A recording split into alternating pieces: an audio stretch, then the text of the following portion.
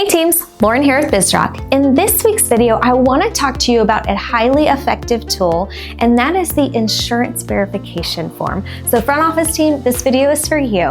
So if you've gone through our front office training, you know that we love to verify insurance companies' information ahead of time for our patients. And we have a standardized form, which we can obviously email to you guys. For all of our clients that have already gone through this training, it should be uploaded to your Google Drive. If not, reach out to one of your trainers or your team members, and we can get that sent over to you.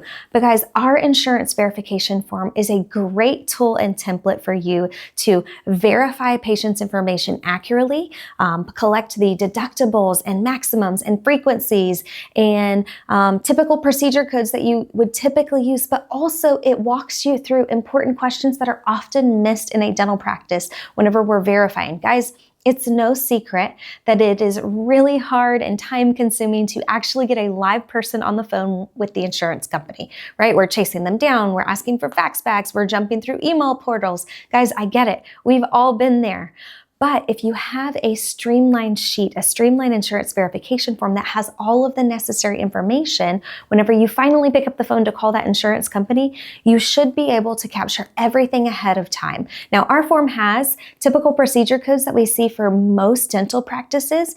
If you're a specialist, if you're a perio practice, an endo practice, an oral surgery office, you guys probably do have additional codes. Actually, you definitely have additional codes that you're using more frequently. Guys, just simply add that to the verification form so that you can proactively plan and collect that information ahead of time, okay? But again, there's lots of information that we often see that is missed, like do certain fillings downgrade to amalgam? Is there a missing tooth clause? Is there a waiting period? Do we call and verify, and while we're calling for the policyholder, are we verifying for the rest of the patient's family? Guys, that form has spaces for family members and the subscriber, okay? So you want to walk through that step by step. When it comes to that verification form, guys, I'll also tell you it's so important to create transparency for your patients. When we understand and have a great idea of what the insurance company is going to actually cover and pay for, then we can have an honest conversation with our patients. Plus, it also helps to cut down on pre-estimates. Now, it's so interesting when it comes to pre-estimates because I would say about half of our practices live and breathe by pre-estimates, and then the other half of our practices refuse to use pre-estimates. Guys, we're on the side of refusing to use pre-estimates. I'm telling you, if you're verifying insurance information correctly and ahead of time, you don't need to waste time and waste your patient's time or your time trying to submit all these pre-estimates and then waiting and following up with the patient. Just get the patient scheduled because you have the insurance information right in front of you and you're armed and ready to go, okay? Now, when it comes to those verification forms, the question you might be asking is, well, how often do I use this? Do I use this every single time the patient comes in or just for new patients? So you obviously want to use it for new patients. So every time you get a new patient, I know in the past we've talked about using a patient intake form and having the insurance verification form on the back.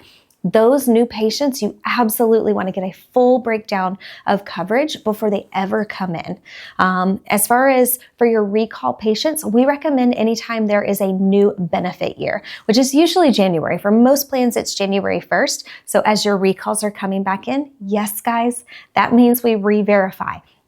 I know it's a lot of work on the front end, but you should be planning ahead of time to do that. Now, for most insurance companies, you can't verify until the new plan year starts. I get it. It's a lot of work. But if you have this system and process in place, you're able to quickly strategize and get everything up to date. We also like to look at patients about 48 to 72 hours, business hours, in advance before they ever come in. So if you're doing that, because guys, I know the schedule changes so quickly.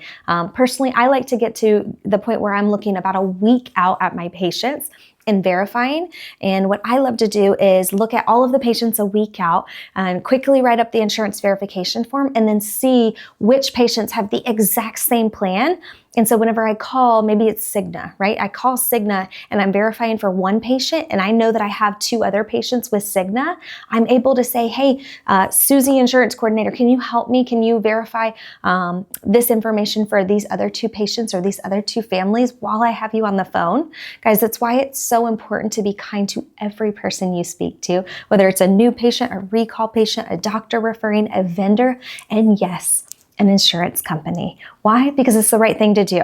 So if you're verifying that information ahead of time, your patients are coming in, and maybe you're the person speaking finance to them, or maybe you're passing it off to a fellow team member. I'm telling you, your financial coordinator is going to thank you for arming them with the correct information, for speaking clearly to the patient, estimating their out-of-pocket, and talking to them about next steps for treatment. It just helps with preventing delays and denials and having to follow up. It helps cut down on extra work in a practice. Now, I will share this because we have had practices over the years where they're like, Lauren, we hate chasing insurance companies, and I just make all of my patients pay up front. Guys, I totally get that, and I totally understand not wanting to be in the insurance game. I get it. But unless you are a very high-end practice or a practice that is booked months and months and months out, and you have more patients than you know what to do with, that means new patients and recall patients, you can't fit everybody in your practice. Guys, you have to be in the insurance game, okay? Yes, it is a courtesy to verify that information for our patients. It's also the right thing to do.